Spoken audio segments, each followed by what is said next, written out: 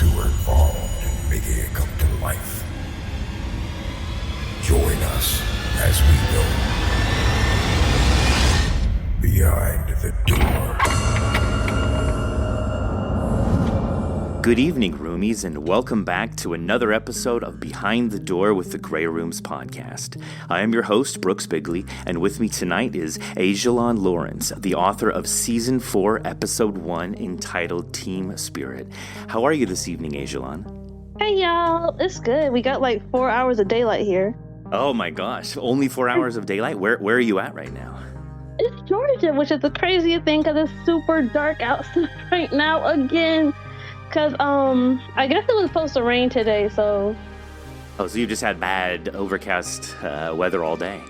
It was kind of ominous. Not gonna lie, it was kind of ominous. I decided to say, you know what? It's time to stay inside. There's a warning.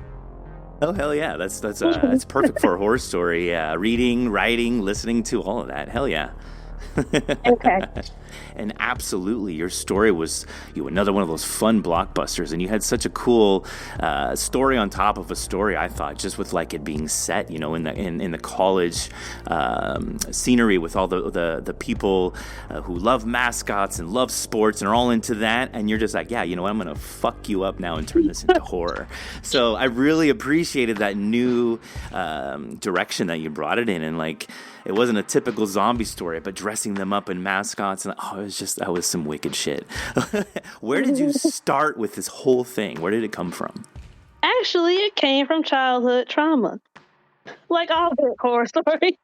Yeah, exactly. Actually, one of my older cousins had told me, "Hey, when we go somewhere, like we were going to a sporting event, she was just like, hey, let me tell you something. Let me pull you to the side." And she said, those mascots you see? You know they are empty on the inside and they eat little kids that walk around by themselves. And guess where AJ stayed at? Right there. Wait, so how old were you? I think I was about 6 or 7. Oh yeah, that's a prime time to like really insert that as like that's your basis of reality now. All mascots have nothing inside them. There's something evil going on. Oh, that's terrible. And then my mom took me to like a basketball game on her stand. For a little background, I'm from Savannah, Georgia, and that's like the most haunted city in America. Oh, nice. It's in your blood then. I guess so. So the mascot, the giraffe one, I based that off of my mom's alma mater. Okay, cool. So you pulled from real mascots. Mm-hmm. Okay. And well, it's not a giraffe. It's an orange and blue tiger.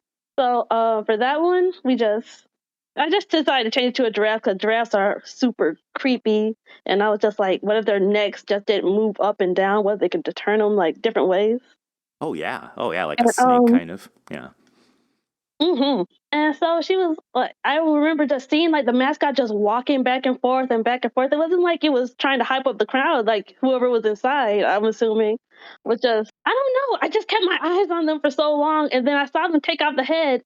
And I'm not saying what I saw was true because I was pretty short and I still am, but I didn't see anybody inside that bitch. So so that just really inspired my whole story. I was just like, you know what?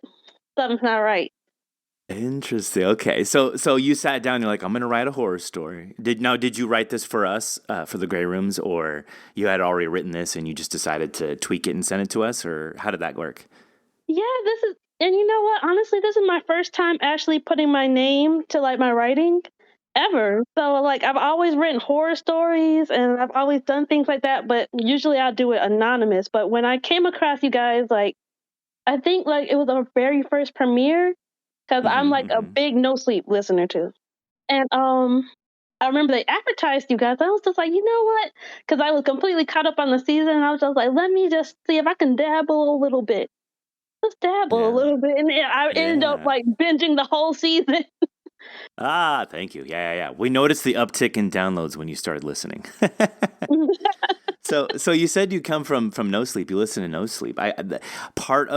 And I didn't know that about you. This is my first time talking to you, but like listening to your story, reading it too. I read it before, Jason turned it actually into the story, the audio story. But I got vibes of like, oh wow, I could totally see this also on No Sleep because you had again, like the setting you had was very believable, very real. Your characters were very nuanced and real together. You could kind of feel their interactions, very palpable. And then it wasn't just straight zombies coming out of the ground. Like you had this cool bent of this crazy kid that decided to get into necromancy and brought people alive, but with a sinister plot of like, how can you really make this truly ratchet up the horror and make it scary from ordinary things. And so adding the mascots to that, it had a No Sleep vibe all over it. So to hear then that you are a fan of No Sleep, like that makes sense. Like you're used to listening to those types of stories, right? So you get kind of what the listener would want to listen to, I guess. So I really liked your story. I thought it was really well done. Thank you so much, because it was just like, I don't know. It wasn't that I was expecting the worst, but again, it's just like, this is like my first time, submitting something behind like actually, signing my name to it. Yeah. And so I remember I was just like, you know what, AJ, you just leave it alone. And then I got the email and I think I woke up some dolphins with how much I shrieked. And I was just like, oh, that's so awesome. And then they said I was the first episode. I was like, are you serious? Yeah, we really wanted to have like a really fun, nothing like they had to sit and really think about because there's too many characters or too many things going on, but just something really fun to come right out the gate. Like, this is where we're going with season 4, and yours just fit the bill, in every way possible. So, and plus, I'm just a sucker for zombie stories, anyways. You did a great job at again, not making it about just the zombies. If you didn't have that mascot angle, it would have been a totally different story. So that was definitely a cool layer to it. So like when you did write the story, like as it was evolving, like were you pulling from your own personal experiences? Did you go to college? Like how did you come up with the friendship that was present, and then just the idea of how to bring in this crazy ass kid that fucked everything up with his zombies? How did you determine that as becoming your story? So the name Darius Little comes from like 2 creepy guys. One I knew from high school and one I knew from college. And one of them are still in my DMs to this day, unread, of course. Leave them that way. But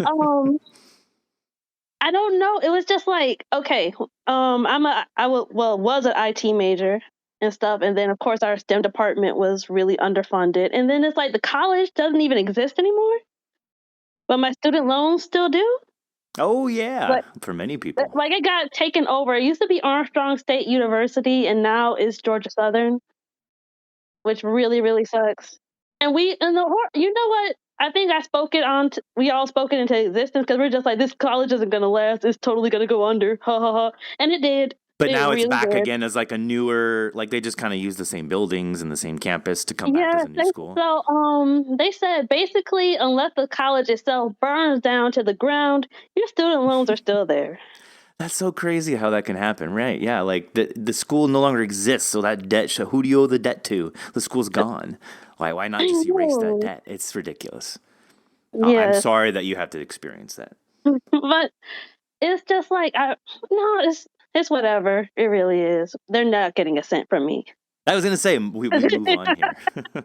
Right. And of course, there's plans, I think, to kind of overhaul and fix just this massive debt in the college system. It is absolutely unsustainable and ridiculous. And to put it on, you're trying to learn here, and then you get out and you can't, how are you going to, jobs don't even pay you well, and then you're also supposed to pay back this massive debt. It's all ludicrous. It doesn't make sense. So it really is. And as much as college was pushed on, especially my generation, go to a 4-year college, go to a 4-year college, go to a 4-year college. And then it's just like the job market on top of the absorbent amount that you'll end up owning.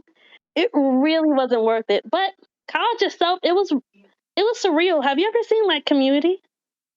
Yeah. Is that what you experienced? Is that how it was? There was this guy that I never seen in class, but he was part of the freshman group that came in with me, and he was always on a unicycle. I've never seen that man actually put both of his feet on the ground. He was like a cryptid, really. Wow. Yeah, like once people get into college, it's fun that really people's personalities explode and you truly get to meet like people, I guess in their prime before you become an adult and you just have it just beat out of you every day, I guess, cuz man, society is unrelenting. It's really hard to really truly try and stay happy in this society all the time. But man, when you go into college, the world is your fucking oyster and you can be who you want and everyone else is being who they want. I think it's kind of fun. I mean, I experienced some of that. I went to an actual community college as well. I didn't go to a big one. I didn't live on campus or anything, but I definitely got the college vibe, when I was younger. So, hey, And I'm that's why glad I that you wish got they something really out would of it. have pushed more. Oh, I'm sorry. That's why I was wishing like they would like endorse more because like honestly, I know this is gonna sound pretty stupid, but when I got to my senior year, that's when I decided like this isn't for me. Ah, like going to college, you mean? Like just the whole Yeah, thing? going to college, it was just like um I was seeing that my student fees were going up and up and up. Like they had an overhaul of like the teachers, like only a handful of teachers that I had been like, because like we're all separated into departments. Only a handful of teachers that I've known from my department were still there. Everybody else there was just like it was busy work, and then it was Yeah. just it Yeah, kind if of you're got just really aimless. disheartening. Hmm. Yeah. Yeah. And so that's when I decided like I'm just gonna bounce and go to technical school, and it was really really worth it. Like I'm feeling that I had more actual um I guess I wouldn't. I'm not undercutting IT when I say this, but I was saying like more viable skills. Like I actually learned how to like take apart hard drives, install things on massive sites and stuff like that.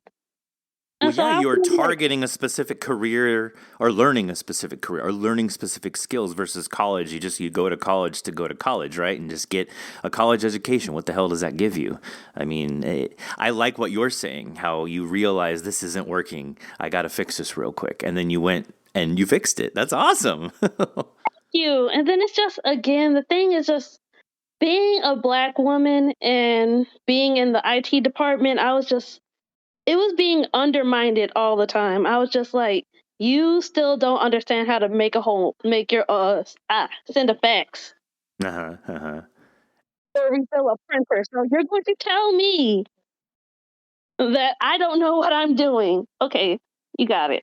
Yeah, that's so frustrating. Like, eh, it's the same as like people that go on the internet and they quote do their research and then they tell someone who actually understands the field, oh no, you're Mhm. wrong because I did do 20 minutes of research over here, so I figured out the solution. That's some bullshit. Oh my gosh. Oh my. I'm sorry again. You got to deal with that again. Like I said, it's hard to be happy all the time in this society because it is what it is. But we all have to fight. Everybody got all their information from off of a meme, and they believe Hmm. that that makes sense. Totally makes sense. Never listen to the people that had like years, decades of experience. Hmm. Hmm. Yeah. Because memes are Sometimes easy. experience is not logical. It's still truth, right? Yeah. You can't always fit everything into a logical box or run it through a logical algorithm. Blah blah blah. Yeah. And you know what? Like after my friends like listened to it, like whoever did Darius, he killed that part. He really did. That is what's his name? Justin McElroy. He comes from podcasting. That was amazing. He really did. So big ups to him for doing that. Yeah, he's a And great actor. he really did. And it's just like, it's really I know it's like a little more difficult, especially if you don't have like, the visual to go with it to see like, how somebody starts to panic. And so like when he actually did the part where like Beardo was eating him and you heard the panic in his voice, I was just like, wow. So wherever you are, you deserve your flowers for that one. Yes, that's Justin McElroy. He I don't think he does a lot of acting per se, but he's in a lot of podcasting. He does a show Hmm. with his wife where they make fun of not make fun of, but they discuss quirky medical things. He does a show with some other people in his family. I'm not totally familiar with him, but we've had him before. He really knows how to just have fun with the microphone and like embody these crazy characters. Like you made this I guess, we could have played it with like a really quiet type, but it, yeah, I love how we were able to present your character of Darius as just this kooky ass kid in college who decided to make fucking zombies for some reason. So I wanted to give him that real incel, like I have dirty fingernails vibe. oh, you If you know what totally I did. mean. Yeah, yeah, yeah. Well, I love your dialogue because to bring back to what I was saying, like, oh, you must have had this college experience because you gave this cool. I'm not going to presume how old you are, but you gave this cool, measured, younger beat to your characters, and it was very believable. Sometimes, not per se us, but in audio drama, you'll just hear people write certain characters that they don't vibe very well, but it just gets the plot across, I guess, or it gets the story moving, But anyways, I just thought for the snapshot starting right away, bam, we just finished this planetary exhibit. Boom, we're hungry. Let's get some food. Oh shit, did you hear? Maybe they're patrolling. Well, let me tell you what we're afraid of. Like you kept the ball rolling very fast and very well. It was good pace, well paced. Thank you so much. It really has been an honor to see like you all bring my character to life, like all my characters to life, but especially Darius. Oh my gosh, because we all experienced a guy who thought he was a Joker. So, do you have friends then that have listened to the story and they're like, "Oh my gosh, Aijalon, you like totally everybody captured." everybody loved like the audio casting choices. They loved like the description, the noises, like when the monsters are like following them and stuff. But everybody has mentioned Darius a lot. They're just like he sounds so much like I don't know. They're just saying like he just sounds so creepy and. Yeah. I guess we got the right actor. Yeah. Sometimes it's hit or miss. That personally, I feel like maybe in hindsight, I won't say anything or give it away. But maybe certain stories, like maybe if we gone with a different person for that character, it would have had a different feel for the story. But yeah, your character was handled perfectly by specifically picking him as the actor for that. And just like with like the Warden, like they just embody it and stuff. And I know it's more difficult doing that with just like audio, but that's really is a talent. Well, so do you listen to other podcasts? One of my top three, of course, is going to be the Grey Rooms at top. Then the No Sleep podcast, and then there's a other really good one that I listen to that's called Oh Gods of Appalachia. Oh yeah. I think I've heard of that one, or I don't think I have. I have heard of that one. I just haven't actually listened to it yet. Someone recommended it recently. Definitely recommend. Okay, is that also an audio drama, or is it more like where they just discuss myths and tales? Oh yeah, audio drama, and it follows like a couple of storylines. So like like the Grey Room's like an overarching anthology and stuff. This one is kind of like that, but it's not like it's a different story per se every time. These are all connected to each other. Okay. Yeah, I'm a fan of stuff like that. Absolutely. It's definitely fun than just having a simple plain anthology show. And it's just it goes into like, of course, like I'm from the South, so I can recognize a couple of those monsters and a part of their mythos. Like, the Goat Man. There's what is it? There's like a couple, like I guess it's originated in the South, but I know like my grandmother, like her sister, she would always tell me, hey, you either come in the house or you go in the house. Do not let those spirits in. Because like some people like to talk by the door while it's open and stuff, and they'll just leave the door open. She'll always say like, don't let those spirits in my house. And then she'll and that's something she passed down to me, is like leaving a thick line of salt in your house before you move in. And she says that repels negativity and evil spirits. Yeah, there's all kinds of traditions that I've heard of like that. They all seem to come from the East Coast or from the South. And I'm from California, where we have nothing like that. Like we don't have, I don't know what traditions we have out here. I love that you can have that passed down like through like your family. Like so the thing about like don't leave a door, like a front door, don't leave it ajar if you're having a conversation. Like, is that what the spirits can come in, or what how does it go? Like if you just leave it, like how like people do like long goodbyes, and they'll just be standing in the door or just talking in the door, leave the door wide open. Yeah, just said never do that. Either you come in or out. That makes perfect sense. And then another one Another real one that I experienced and I was super duper creeped out. She was just saying, if you hear somebody calling you, do not answer. Like especially if you know you're alone, do not answer them. Ooh, that's a good one. Oh, yeah, that would be freaky too. Like that would be like a spirit, and if you answer back, it's like letting them in or acknowledging their presence or something like that. Acknowledging their Interesting. presence so they can follow you. Yeah, kind of like a vampire tricking you to let them into your house, basically. Yes, and you know what? I guess everything in my story does really originate from my childhood because I used to live next to a marsh. Oh yeah, that's where Darius escaped to, right? Or like that's kind of like the Hmm. direction that he went off in. And Not to say that he wouldn't live there. yes, because honestly, there was a time. I don't know if you can like look it up, but there was like a time like 4 or 5 bodies were found out in the marsh. And this was near your house? Oh, it was like the area where my college used to be at. Okay. It was still super creepy. It was like before I had enrolled and stuff.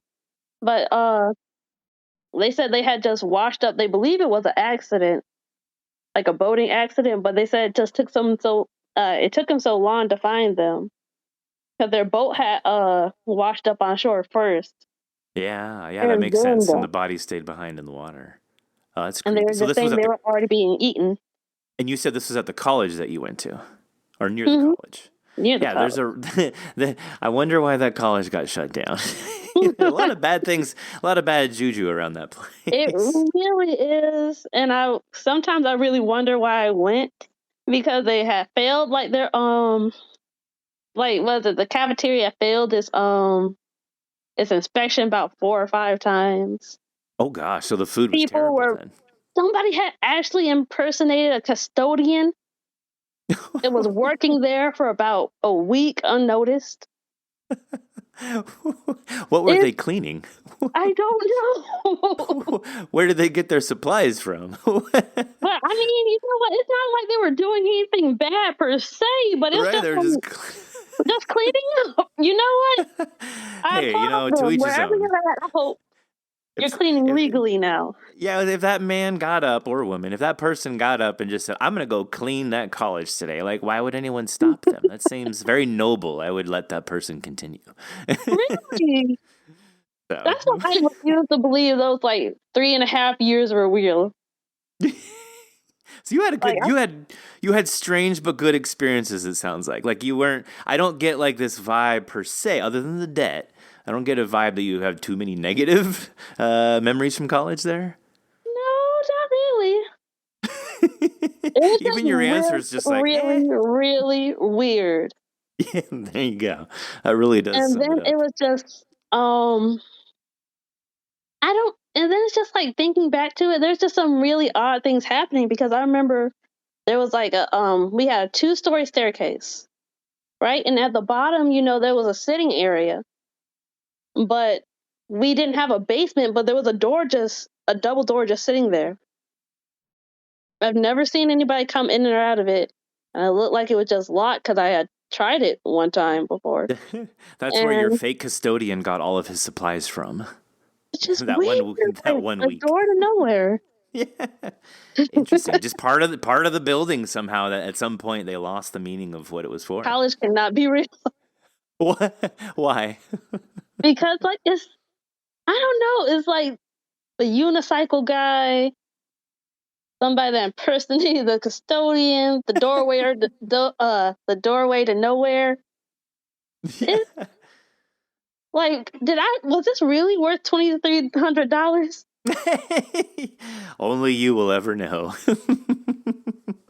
Hey, you came out of it stronger, right? True, true. I know how to remove viruses, I guess, but everybody can do that now. That's true. There you go. And now a break for a word from our sponsors. And now back to the show. So, what other horror do you like then? Do you watch any shows or do you enjoy any movies or anything like that? Like, what other horror inspires you? I'm addicted to Shudder right now. Everything Shudder. And if I have to recommend a movie right now, I would definitely recommend The Medium. It's a bit over 2 hours, but you really won't notice. Like the plot is so well paced. It's not like You'll always it forget about the time if it's a good movie. it's not like it just goes from like 0 to 100. It's more like a slow burn, if I can say it like that. Yeah. I And love but slow then when burns. it finally ramps and fires up, you're gonna be like, it actually made me jump. It takes a good bit to actually make me jump. Because I mean, I feel like everybody doesn't recognize that horror is such a diverse genre. Oh yeah. There's certain levels to it. Like there's of course one that I think is getting really overplayed out is the now no shade, no offense to anybody that likes The Conjuring or stuff like that, but the whole demon possession thing is kinda, we've had enough. Yeah, I agree. There's been so many different iterations and reiterations and remixes, basically, of that same plot, And basically. then it always revolves around somebody fucking with a Ouija board. Yep. Leave that shit alone. God damn it. If anybody's going to be listening to this Behind the Door episode, do not touch that shit. Okay? Oh, you're not the first or 10th person to say that. Absolutely. I love Shudder. I was going to say, like, and you said diverse. Shudder offers a lot of diverse horror because, it lets you see all kinds of different countries, in their version of horror, not just here in America, what we as Americans think, oh, yeah, this is horror. Some of the stuff we put out is shit. And if you're patient and you don't care about subtitles or don't care about other languages, which is beautiful to listen to, then you can get really good horror from many different countries. So Shudder is absolutely the ticket, and it's cheap. I mean, I think I pay $8 a month or $7, or I've had it since day one when it first came out years ago. So I got like a lower. Well, anyways, I'm just tooting my horn, but I agree with you. Shudder's an amazing source of horror. It really is. And the medium that I recommended to you, I think that is I want to believe is Taiwanese. And it is kind of like a demon possession movie, but think nothing like The Conjuring, just like somebody had opened up a portal or something like that. Yeah, like its own unique. So much new life to that. So that's why I recommend it so much. And then of course we have the Surreal Horror. Have you ever seen Channel Zero? That's also a really good one. Kind of realism and stuff, and it's just, I don't know. I have so many like younger cousins, like I'm talking about 10 and below and stuff. Watching Boy Behind the Door, like it really had my heart racing and stuff. It was like seeing like these things can actually happen to children. Oh, another good one is The Ritual.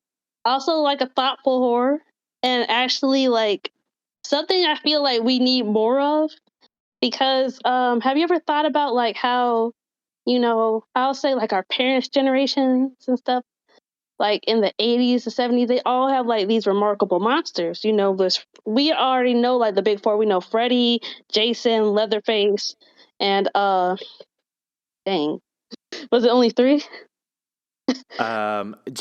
Jason, Leatherface, what is it? Michael Myers. Like you're just thinking of like all the classics from the 80s. Yeah, so I was saying like I feel like one thing that can really be brought into this genre, especially now, we need like a really remarkable monster. Yeah. Oh my gosh, how did I even forget Candyman. Okay, that's the last. Okay, those are the last two times we're gonna say that. Don't say it a third time. Yeah, that movie scared the shit out of me. Like you said, it takes kind of a little bit of a lot to get you jumping. And I loved all kinds of crazy, stupid monster horror movies growing up. But Candyman, that shit affected me as a kid. Just taking that mirror off and climbing through the wall of the mirror. Oh man, because I lived in an apartment growing up in the city, so I was fucking scared shitless. That movie was like made for me to terrorize me. So I love that movie. I haven't seen the new one. I would recommend it. They put like a little bit of a new verse on it, but it still sticks to a classic. And Jason Todd is still on there. Oh, okay, cool. He makes a comeback. The original actor, he does make an appearance. Yeah. But he's not Candyman. He's just like an actor that plays someone All right, just as a cool cameo. Wait, say that again? That was 3. Oh! It was nice knowing you and talking with you, and all right. That was it. You're done. Peace out, girl. Bye. At least we had you last on the show. I'll see you all in the gray rooms. Oh, man. Okay. So I wanted to ask, do you have plans to write new stuff moving forward to submit to other podcasts or stories in general to write, to make a book or a novella? Do you have any plans for stuff like that moving forward? Again, thank you all, because you've all really given me the confidence boost that I really need to say, like, hey, sit down. Who knows who else is really going to enjoy this? So I've actually been working on kind of like an overarching anthology myself, and it's called McLeod University. And it's all about horror that happens on a college campus, There you go. I was going to say earlier in the conversation, what if you were to expand somehow upon something that had to do with this last story? And here you are, you're already doing that. Because it was just, I don't know. It's like I've always been kind of nervous submitting things and stuff, and and being chosen by my favorite podcast, like, you can't tell me shit now. So That's great I'm really confidence. Absolutely. happy just to like put out my work now. So I'm working on something like that. I've working on things called 2 Minute Horror, where I'll post on my main accounts and stuff, like little horror stories, just to see like how my friends and followers feel about it. And I've gotten actually really good reception about it. That's great. Like good feedback between people reading your stuff and then kind of giving you like things that they appreciate and enjoy about it. Oh, that's awesome to get that feedback. It really is and stuff. And so, and especially my friends being really supportive about me writing. Shout out Christina, Camilla, Deidre, Mahogany. If you all are going to listen to this, I sure am not, because I hate the sound of my voice. Oh, don't say that. So, it's really just having a really supportive circle when you're trying to go into things like this. Absolutely, yeah. And it sounds like you have that. That's really good. It really is a blessing and stuff. And I really want to expand more on, like, Black horror writers and stuff. Like, there's a time and a place for it, but it's just like, I hate seeing horror revolve around white supremacy. You know what I mean? Is that because It's like, it just doesn't need to be done anymore, or because there's bigger and better things to move on to? I think it's because it's just like it's deflecting away from them. Like, this show on Amazon Prime is called Them, and it's about this Black family. I believe it's the 50s or 60s. They have it's on top of like the paranormal activity. Of course, they got like the white supremacists all around them because they moved into, like, a formerly all white neighborhood. But what I think is really deflecting from it is like they try and humanize the people that are tormenting them. And I don't mean in the way of saying like, hey, these people can be anybody around you. These are not good people. They're doing it in a way of like trying to make you sympathize or empathize with them, saying like, oh, it was a different day, or oh, it was because our husband is abusive and stuff. And I'm just saying, enough of that. Yeah. I agree with that. Absolutely. Keep the truth always moving and always going, and don't try to water things down. I see what you're saying. It's like a very subconscious way of maybe watering it down. Like, you don't need to have sympathy for the monster. That's not ever the point at all whatsoever. So we don't try to make you feel for Jason, why Jason kills people with a machete. It just, we show you why he became who he became, and that's why he kills people. That's it. There's no reason to be sympathetic for it. So why the hell are you doing that with a white supremacist situation? Absolutely. I do see what you're saying. All that. And see, like, coming from like I come from like a Black and Native American family. My grandfather is Black, my grandmother's Native American, and they had to deal with all of that growing up in Virginia and raising their children in Virginia. And so it's just like, it always rubs me the wrong way, because I'm just saying, you're just trying to fictionalize what they're going through, and you're making it sensational. Like, oh, you make it seem like it happened such a long time ago. My grandmother's still alive. Yeah. Racism is very much still alive. So it's not like you can say, oh, well, it's okay to talk about now because that just happened then. No, it's still currently happening. So, yeah, you got to approach it with so much different tactics. Yeah. And then it's just like, the more you add it into like fiction, the more I think people try and detach from it, saying like, oh, you can see the ghost and the white supremacist, like, those things, aren't real. Like, you desensitize it. Yeah, you're normalizing it. I see what you're saying. So it's like, why? So we try to fight racism now, but then in this plot line for this movie, you're trying to have people sympathize with white supremacy then. That doesn't make sense. We should frown upon it always. Now, then, in the future, it doesn't matter. It's wrong. It's, get rid of it. So don't ever Thank sympathize you. yeah, that makes sense. So that's why it's like when I have horror, when I write horror, it's like I'm never gonna centralize it around, like racism in the past, because I'm saying there's a time and a place for that. That's like for documentaries. That's for things approved by the families that went through this. This isn't just something like a cheap plot line that you could pull out. Man, with your mind at the helm, I'm very excited, like, for the future to see what comes out of you as a writer. Even outside of your idea of the college that you said you're working on, but just having what you're saying, how you feel. That's amazing. So as time progresses and you think of other plot lines and stuff, that's going to come out of you as the artist, as the creative in your story. So I'm very excited to have more, people. I wasn't say voices, but if you're writing, you're a voice, whatever. You know what I'm saying? To have hands like you out there writing stuff, it's good to have that voice present and loud and growing. So, yay! Welcome to all of it. And one question I wanted to ask have the board and creator of the Grey Rooms and stuff, like, have you all ever thought of kind of pitching it to maybe get visuals along with it? Or you mean like maybe be having like an animated series or something like that? Yes. I mean, we have 1,000 ideas, so we've got all kinds of things. It's just then how do you implement that? How do you turn that into something? So yeah, we have for sure what you just said. We've wanted to do short animated segments.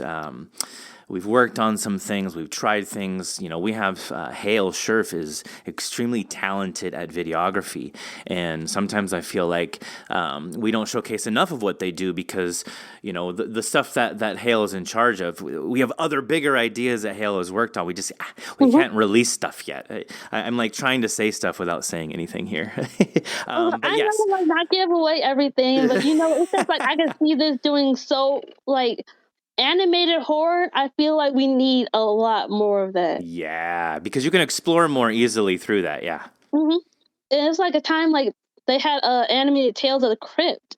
It was so cool, and just that's right. Yeah. Oh, you just sparked a giant memory in my brain when you said that. I remember that. Like a Winter Soldier activation. Yeah, that was so bizarre. You just said I'm gonna go kill 5 people now. That's so bizarre. You just triggered that memory. Anyways, yeah. It would be great because also, animation might be slightly quicker to turn over than physically getting people to constantly get together and act. Plus, you can just show more visually. You can show more ideas that will come across better animated versus some cheesy special effects in the studio, I guess. I'm just I know, from seeing the boards and talking, they were just this would be a great show to pitch to Netflix. Netflix is ass when it comes to shows, so I would be personally heartbroken to see it on Netflix. Yeah, I'd like Shudder to pick us up and turn us into a show. That would be fun. That would be very honorable. An animated version of Creepshow, that would be so cool. Yeah. I mean, real talk. The idea is there. What I mean in terms of the show of the Grey Rooms, the premise is for sure worthy of something like that because it's an anthology, which is immediately you can get a show out of an anthology, and then the overarching narrative that leads into that anthology. Very well done and put together, for sure has some kind of mass appeal per se. So it's just a matter of, you said you didn't want Netflix. All right, sorry, Netflix, we won't unless they offer us $1 billion. But hey, anyone else listening out there? Aijalon says that we should work for you. So let's do this. So anyways. Because it's just honestly, I had somebody saying oh, why won't you just you should try and monotonize it. If you're making stories and people are liking it, you can be getting royalties and stuff. And I was just really, that's not my end goal, because I feel you lose art when you really try and look at it the bottom line. Of course we have bills to pay, and that'll be a beautiful thing to, doing something that comes to you easily and getting paid for it. But it's just at the same time, so many good stories and so many good narratives are lost. When the more you kind of look on the I guess trying to monotonize it more. Yeah, think of just the people who can't even maybe write a story properly. When I say properly, I mean like maybe they don't know proper structure to write something, but they have all the ideas locked in their head. That's what makes me sad is when I've talked to so many people throughout all these years in the podcast industry who have many, many, many brilliant ideas for stories and ideas for shows, but they lack the way to implement it. And maybe what they should be doing is seeking out a writer's course or something, but all those ideas are trapped in their head. It's not that they're dumb or don't have ideas. They have them all, but they're dammed up because they don't know how to filter it into the writing or to make it. Or let's say they've tried to write, and since they don't understand how to write, their idea doesn't translate well. So then their friends are like, haha, that was dumb. And then they're like, oh, I'm a terrible writer. And then they don't release any more ideas. So many people like that in this world. It makes me sad because there's so much untapped potential and just so many beautiful people out there and they don't know it. That's what's sad. The happy thing is that people wake up all the time. Look at you. You've written this story. You feel really accomplished now. And for you, you've got a little more motivation to move forward with other ideas maybe. So, hey, that's happy, right? We're waking people up. That's awesome. Yep. And so that's what I'll say, like, for me, I have 5 million ideas about horror that I've done. I've even I even writ something about having insomnia and then like seeing like shadows in your room that you think are like your piles of clothes and stuff, but like that, and it's not. It's just like I would say, really take it one day at a time. And I think what would be a really helpful writing tool if anybody's out there listening is actually try and use voice typing. Voice typing actually helped me with that. So like speech to text, basically? Yeah, speech to text. There we go. Yeah, that's great. You can talk and talk and talk and get a lot of details out that if you sat there to try and type, you would not get it all out, and you might keep going back and editing, and you'd be stuck 20 minutes trying to write 3 sentences. But right, you do a speech to text, and you can get it all out super fast, and then go back and edit it later. That's a brilliant idea. Yeah, that's a really cool tool to use. It's just get it all out now, and then you can just do like your revising and editing now, later. Yeah, that's a really good. I don't think I've heard anyone recommend that yet. That's a brilliant idea. I'm even going to implement that myself. You're just so powerful. I'm so glad I met you today. Thank you. Well, I mean, of course, like I'm only here because of you guys, but thank you so much. Yeah. Do you have any other little nuggets like that to share? Maybe a process that you used when you wrote this story. Anything to share with other people who are just starting out themselves? I would say like you don't have to try and be grandiose and like what your ideas or what you're trying to project to. Just start. Really, just start anywhere. It doesn't have to be like you have to get like done a set amount of like pages or anything. Just even if you only get down like a title, that's a start. Yeah. It's like the destination forward instead of thinking about the journey ending or where's the end of the journey. Just say no. You're just going forward. Just move forward. And definitely do not compare yourself to other people's writings. Like everybody has a unique style and what everybody likes. And I'm just saying, garbage gets posted every day. Let's be honest with each other. Yes, this is true. Just because somebody has more publications, just because you can clearly call anything a bestseller. Yeah, that's and true. Nobody's gonna look it up. There's no limit to like any. There's like no law or limit or something like you say like you can't say it's a bestseller when it's not. Anybody can put anything as a bestseller. I know. I mean, just the other day we had 3.8 billion downloads because I can say anything I want, right? No, I know what you mean. Yeah. So many people can just misuse labels. I mean, even like with food, like the whole idea of like organic food, that gets used up. Like the FDA doesn't even certify half the stuff. Wow, that's not true. But anyway, it can happen. And then the GMO thing, like, everything has been genetically modified. Like using fertilizer, that is technically being genetically modified. Exactly. Well, hey, you know what? As we wrap this up now, I wanted to see if there were any places that people could find you on the internet that, you have any blogs or anything that you have written that's up that anyone can see or visit. I'm really trying to get better about that. One of my friends, she actually recommended me to do that. I'm gonna get to it, but right now, all I have is like my shit posting page. So Okay. that's about it. That's But I fine. will But you're get to it. yeah. You're still putting stuff out into the world though by just writing stuff, right? Like that's still once you create it, it's there. It's been done. That's great. So you're still adding to everything. And I mean, we may, hopefully, maybe if I can get down on one idea that I can see, like if you would like anything else resubmitted by me to the Grey Rooms. Hey, yeah, season 5 submissions are open right now as we speak. So Really? yes, it's in the show notes of our episodes. you. Is the link to the rules of all that. But yeah, it's open. It should be open right now. So Well, I'm thank gonna you. get my ass kicked if I'm wrong. No, it's for sure open. Yeah. It's definitely open. And I don't know if you can answer this. Will the Warden be back? I say nothing. Just enjoy the new characters. Be here, be now. Just enjoy the now. And then so this is the first time we actually had an alien. It's crazy. I know, huh? We're technically an alien, right? But remember that we've kind of established that there's other reality. I don't want to say realities, other dimensions. I guess realities out there. So why not also other planets?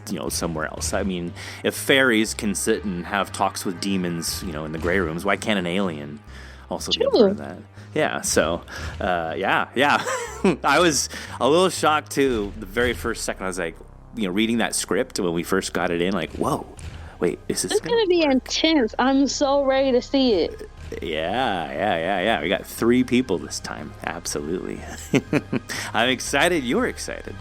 I feel like they're gonna pick on poor Zuck. Because he's a fish. They keep, that's like a contentious point. And he's like, don't fucking call me that. So they're like, fine, we're just all gonna keep calling you that. It's high school all over again. And then I just want to say once again, just thank you all so much for having me. It's really been surreal, and it's just so I'm just really just happy to be a part of the process and to have my door in the room. Yeah, absolutely. Well, it was great of you for joining us tonight. Absolutely. Thank you, that you shared this story, that you became part of the canon of the Grey Rooms here. You'll forever moving forward, you'll be 85 years old sitting in the nursing home and be like, yeah, back at least in season 4, I got that first episode there. Yeah, so you're in the books. So welcome. It was great sharing all of this with you. And as usual, the biggest thank you goes out to our fans and followers who listen daily and spread the good word of Bob. #StayGray. Take care and enjoy your evening, Aijalon. Thank you. You too. Thank you. And good night, folks. Bye.